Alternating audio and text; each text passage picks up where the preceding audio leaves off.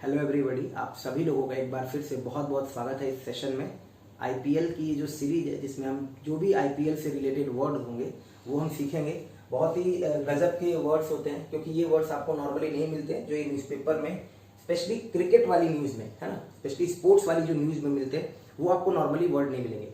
एक बार आप इन वर्ड्स के कॉन्टेक्स्ट के साथ इन वर्ड्स को समझ जाओगे तो ये वर्ड्स आपको कभी नहीं भूलेंगे। स्पीकिंग में भी आपको ये सारे वर्ड्स बहुत सारे हेल्प करेंगे। ठीक है, तो वीडियो को पूरा आखिरी तक देखना। वीडियो के आखिरी तक अगर आप बने रहते हो तो ये मेरी गारंटी है कि आप इन सभी वर्ड्स के कॉन्टेक्स्ट समझ जाओगे और अपनी स्पीकिंग में इन सभी वर्ड्स को यूज कर पाओगे। तो चलो स्टार्ट करते हैं आज का सेशन। सभी को पता है कल जो दूसरा मैच हुआ किंग्स 11 पंजाब और दिल्ली के बीच, जिसमें दिल्ली ने किंग्स 11 पंजाब को सुपर ओवर में हरा दिया, तो उसी की कहानी है। पूरी कहानी आपको पता होगा। इस वजह से कहानी अगर पता है तो कहानी में वो सारे शब्द बहुत आसानी से हिंदी में आपको पता होंगे, बस उनको इंग्लिश में कैसे बोलना है ये सारे कॉन्टेक्स्ट के साथ मैंने लिख रखा है। सबसे पहला वर्ड है हेल्टर स्केल्टर एंड। क्या मतलब है इसका? तो देखो, एंड हो जाएगा नाउन और हेल्टर स्केल्टर हो जाएगा एडजेक्टिव। हेल्टर स्केल्टर का मतलब होता है बहुत ही जल्दीबाजी में किया गया। तो जो अंत था ना, बहुत ही जल्दीबाजी में था अंत, समझ नहीं आ रहा था कि किस तरफ मैच जा रहा है, इसीलिए हेडिंग बनाई गई हेल्टर स्केल्टर एंड। समझ में आया? मान लो अगर आप कोई बहुत जल्दीबाजी वाली सिचुएशन में हो तो बोला जाएगा हेल्टर स्केल्टर सिचुएशन या हेल्टर स्केल्टर डैश। समझ में आ रहा है? चलो अगला वर्ड है drain the full range of emotions. अच्छा, ये जो ड्रेन वर्ड है इसका क्या मतलब होता है? देखो, ड्रेन का मतलब होता है बहा देना। जैसे वॉशिंग मशीन से आप पानी बहाते हो ना, तो वो क्या करते हो? ड्रेन कर देते हो, एक ही बार पानी पूरा बाहर आ जाता है। शनिवार को जो मैच हुआ वास्तव में उसमें उतना मजा नहीं आया जितना मजा कि कल के मैच में आया। तो जो पूरा इमोशंस था वो बहकर बाहर आ गया, तो that is called drain the full range of emotion. मतलब वो जो कल वाला मैच था उसने ड्रेन कर दिया, निकाल दिया, बहा दिया जो पूरे इमोशन का रेंज था बाहर। ठीक है ना? अगला है Mayank cut loose. Cut loose का मतलब होता है अपने आप को किसी ग्रुप से सेपरेट कर लेना। जो सही मतलब होता है कट लूज का, अपने आप को किसी ग्रुप से सेपरेट कर लेना। एक बार जब आप अपने आप को किसी ग्रुप से सेपरेट करते हो तो मान लो कि वो ग्रुप जो है किसी नियम कानून के तहत काम कर रहा होगा, लेकिन जब आप उस ग्रुप से बाहर आ गए तो आप उस नियम कानून को मानोगे नहीं। अब आप अनकंट्रोल्ड वे में बिहेव करोगे, that is called cut loose. यानी कि कट लूज का जो दूसरा मतलब होता है अनकंट्रोल हो जाना, बिल्कुल वायलेंट हो जाना, बिल्कुल उग्र हो जाना। ठीक है, तो मयंक कट लूज क्यों लिखा गया? मयंक कट लूज इसलिए लिखा गया क्योंकि एक टाइम तक वो 48 गेंदों में 49 रन बनाकर खेल रहे थे और आखिरी में 60 बॉलों में 90 रन बनाकर खेले। तो आखिरी के टाइम पे वो क्या हो गए? बिल्कुल अनियंत्रित हो गए। अनियंत्रित इन द सेंस मतलब किसी को मारा और नहीं, बॉलरों की पिटाई करनी शुरू कर दी। तो that is called Mayank cut loose. अगला है steer Punjab to a famous win. इसको समझना। स्टीयर का मतलब होता है डायरेक्शन को कंट्रोल करना। जब आप गाड़ी के डायरेक्शन को कंट्रोल करते हो तो आप स्टीयर करते हो। ठीक है, अब steer Punjab to a famous win मतलब ऐसा लग रहा था जब जिस तरह से वो खेल रहे थे तो मानो ऐसा लग रहा था कि वो पंजाब को एक बहुत प्रमुख जीत की तरफ लेकर चले आएंगे। क्यों? क्योंकि एक टाइम पे 5 विकेट गिर चुके थे और एकदम से उन्होंने जिस तरह से मतलब अपना परफॉर्मेंस दिखाया तो ये एक बड़ी जीत हो सकती थी। तो स्टीयर का मतलब होता है कंट्रोल करना, कि वो कंट्रोल कर रहे थे पंजाब को एक प्रमुख जीत की ओर। लेकिन जो कल की रात थी वो टॉपसी टर्वी नाइट थी। टॉपसी टर्वी का मतलब होता है कंफ्यूजन वाली नाइट। कंफ्यूजन वाली नाइट क्यों बोला जा रहा है? एक तो 1 रन शॉर्ट हो गया था, फिर उसके बाद से मैच सुपर ओवर में चला गया। पहले लगा था कि दिल्ली की हालत खराब है, फिर पंजाब की हालत खराब हो गई, फिर फाइनली सुपर ओवर हुआ और फिर पंजाब हार गई। तो इसीलिए लिखा गया टॉपसी टर्वी नाइट। नाइट हो गया नाउन और टॉपसी टर्वी हो गया एडजेक्टिव। जैसे ये हेल्टर स्केल्टर था, बहुत जल्दीबाजी में किया गया, उसी तरह टॉपसी टर्वी। अब ये देखो, ये इतने अच्छे अच्छे वर्ड हैं कि नॉर्मली आपको नहीं मिलेंगे। स्पीकिंग में अगर आप इनको यूज करते हो तो ये आपकी स्पीकिंग को और भी ज्यादा इंप्रेसिव बनाते हैं। तो टॉपसी टर्वी नाइट का मतलब हो गया बहुत ही कंफ्यूजन वाली रात। ठीक है, अगला देखो क्या लिखा गया। स्टोइनिस एक बॉलर है और ऑलराउंडर आप कह सकते हो। Stoinis imparted the decisive twist. लेकिन उस पूरी टॉपसी टर्वी नाइट में जो कंफ्यूजन वाली रात थी उसमें जो सही मायने में जो प्लेयर थे वो स्टोइनिस थे, जिन्होंने प्रदान किया निर्णायक ट्विस्ट। डिसीसिव का मतलब होता है निर्णायक। कैसे ध्यान रहेगा आपको? डिसीजन पता है? डिसीजन का मतलब क्या होता है? फैसला। उसी से बना मतलब निर्णय, तो उसी से बना हुआ डिसीसिव। डिसीसिव मतलब निर्णायक, जो वास्तव में निर्णायक ट्विस्ट, जो फाइनल रिजल्ट पे जिसने अपना प्रभाव डाला वो स्टोइनिस थे, उन्होंने वो चीज प्रदान की। इम्पार्ट का मतलब होता है प्रदान करना। जैसे मैं आपको ये सारी चीजें बता रहा हूं तो मैं क्या कर रहा हूं? इम्पार्ट कर रहा हूं, कन्वे कर रहा हूं, गिव कर रहा हूं। तो उन्होंने इम्पार्ट किया, प्रदान किया निर्णायक ट्विस्ट। क्लियर है? अपनी बैटिंग से भी और अपनी बॉलिंग से भी। देखो अब यहाँ पे क्या हुआ, स्टोइनिस के बारे में थोड़ी सी बैकग्राउंड की कहानी लिख दी गई। वास्तव में 2018 में स्टोइनिस के पिताजी की कैंसर से डेथ हो गई थी। उसके बाद से लिखा गया कि स्टोइनिस के कंधों पर एक गजब का बोझ जो है डाल दिया गया। तो लिखा गया अनबियरेबल बर्डन इज थ्रस्ट अब यहां से लिखना चाहिए था ऑन हिज शोल्डर, मैंने नहीं लिखा जगह ना होने की वजह से। तो an unbearable burden is thrust on his shoulder, आप कैसे यूज कर सकते हो? अरे यार क्या बताऊं, जब से मेरे पिताजी की नौकरी गई तो एक अजीब सी जिम्मेदारी, एक मतलब बहुत ही बड़ा बोझ मेरे कंधों पर आ गया। तो मेरे कंधों पे आ गया मतलब नियति के द्वारा, फेट के द्वारा मेरे कंधों पर ये चीज सौंप दी गई, फेंक दी गई। तो थ्रस्ट ऑन माई शोल्डर, कोई भी काम सौंपना तो थ्रस्ट करना, थ्रस्ट का मतलब होता है सौंपना, देना, है ना। तो थ्रस्ट की तीनों फॉर्म सेम होती है, V1 V2 V3 तीनों सेम होती है।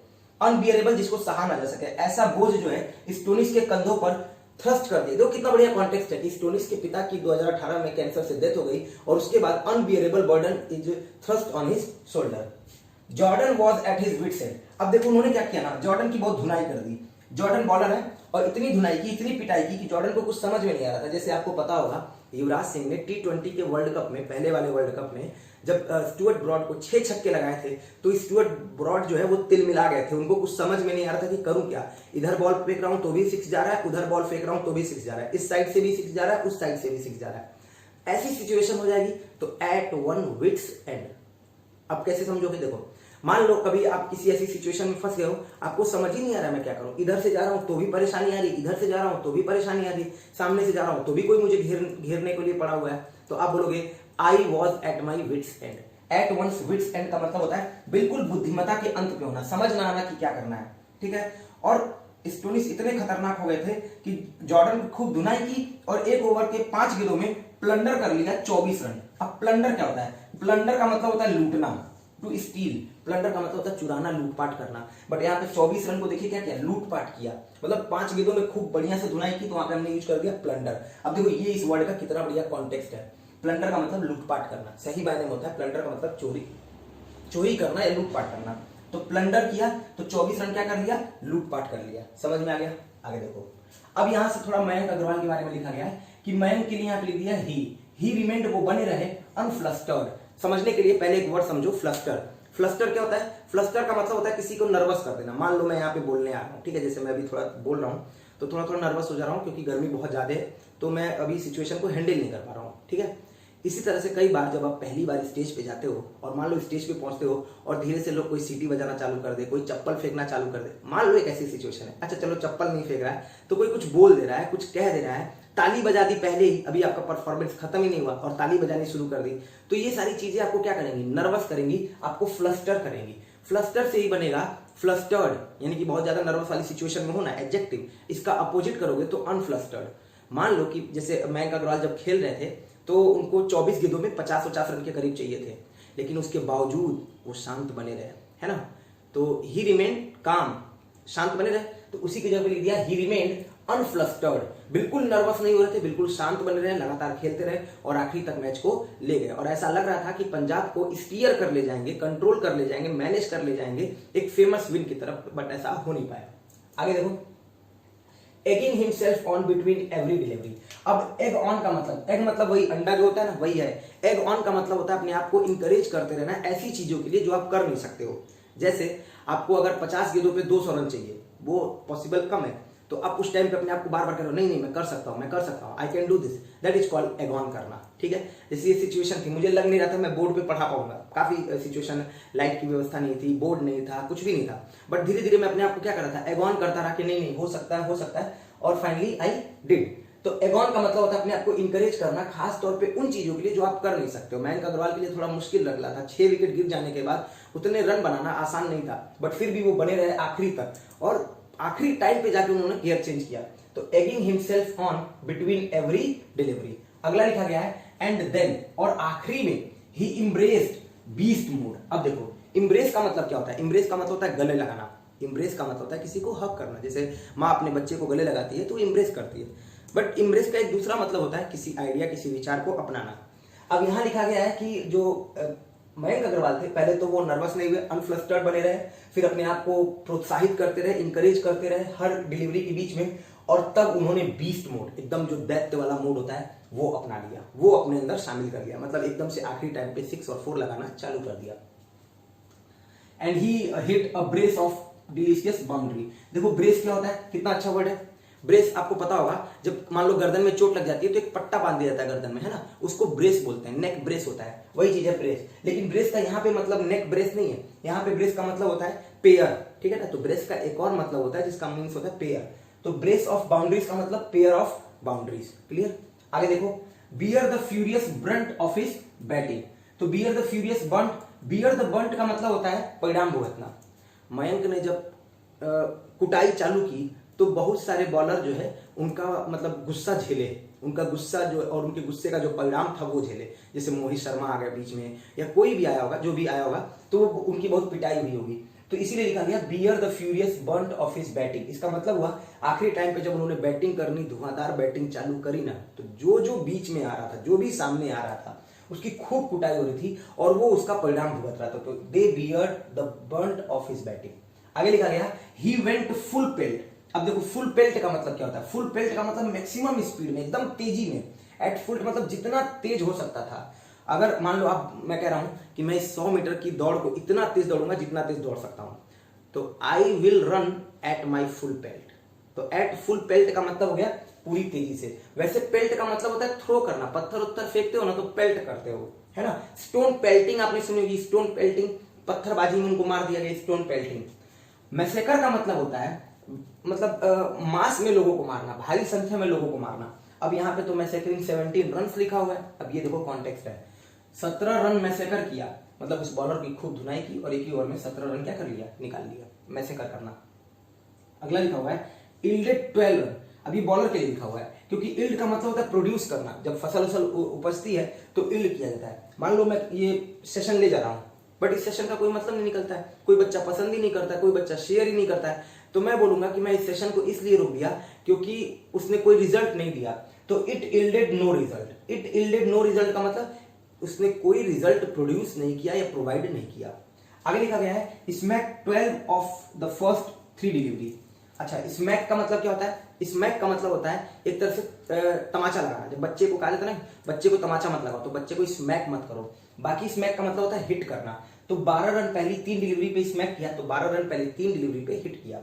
आगे लिखा गया लेकिन ये इस पूरी बातें मयंक अग्रवाल की लिखी गई है, but perished on the penultimate delivery. अब देखो यहाँ पे एक अच्छा वर्ड आपको मिलेगा पेनल्टीमेट, और फिर एक वर्ड मिलेगा पेरिश। पेरिश का मतलब होता है डिके होना, मतलब खत्म होना, धीरे धीरे समाप्त हो जाना, मर जाना, ढह जाना। ठीक है, मयंक अग्रवाल काफी बढ़िया खेल रहे थे और ऐसा लग रहा था कि एक फेमस विन की तरफ स्टीयर कर ले जाएंगे, लेकिन पेनल्टीमेट डिलीवरी पर पहली 3 डिलीवरी पर उन्होंने 12 रन क्या किए, स्मैक किए, है ना। और जो स्टोनिस थे उन्होंने भी 12 रन क्या कर दिया, पहली 3 डिलीवरी पे इल्ड कर दिया।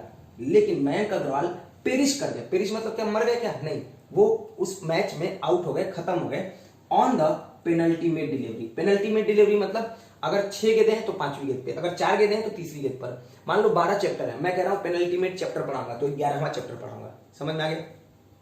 अगला है डिसकॉन्सोलेट मयंक। और इसके बाद मयंक जो है बहुत ही अनहैप्पी हो गए, बहुत ही डिजेक्टेड, बहुत ही उदास, बहुत ही हताश। तो क्योंकि आपको समझ सकते हो मयंक अग्रवाल एक हीरो बन सकते थे, बट वो हीरो से ट्रेजिक हीरो में बदल गए, है ना। जो एक मतलब एक अच्छे खासे जीत की तरफ लेकर जा रहे थे और वो सिचुएशन ऐसी आ गई कि टीम हार भी गई। तो that is called disconsolate Mayank. Mayank हो गया नाउन और डिसकॉन्सोलेट हो गया एडजेक्टिव, यानी कि बहुत ही निराश, बहुत ही हताश। अगर आप चाहो तो एक बार स्क्रीनशॉट ले सकते हो इसका पूरा। मैं यहाँ से स्क्रीन से बाहर हूँ, आप एक बार स्क्रीनशॉट ले लो। काफी बढ़िया से मैंने समझाया है। एक बार और अगर आप रिवीजन करना चाहो तो वीडियो को एक बार फिर से शुरू से देख लो। अगर एक बार शुरू से देख लोगे तो शायद ये वर्ड आपको कभी नहीं भूलेंगे, ये कॉन्टेक्स्ट नहीं भूलेंगे, ये मैच नहीं भूलेगा। और ये मेरा वादा है कि जिंदगी भर आपको ये शब्द नहीं भूलेंगे। अगर आप इन शब्दों के साथ बने रहते हो, कभी कभी मिलते जुलते रहते हो, तो रास्ते में गए हेलो हाय कर लिए, तो भी ये शब्द आपको जिंदगी भर नहीं भूलेंगे। अगर ये सेशन बढ़िया लगा हो तो कमेंट बॉक्स में जरूर बता देना।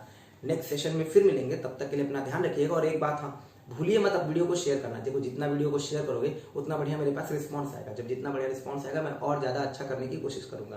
तो आज के लिए इतना ही है, नेक्स्ट सेशन में फिर मिलेंगे।